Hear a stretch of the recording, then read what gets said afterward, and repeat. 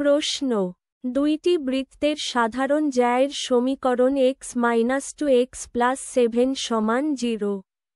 একটি বৃত্তের সমীকরণ x² + y² - 4x + 6y - 36 সমান 0 হলে অপর বৃত্তটির সমীকরণ কোনটি?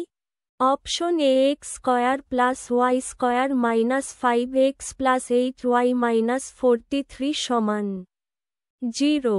Option B x² + y² - 5x + 8y + 43 সমান 0। Option C x² + y² - 5x - 8y - 43 সমান 0। Option D x² + y² + 5x + 8y - 43 সমান 0। Option E x² + y² - 5x - 8y + 43 সমান 0।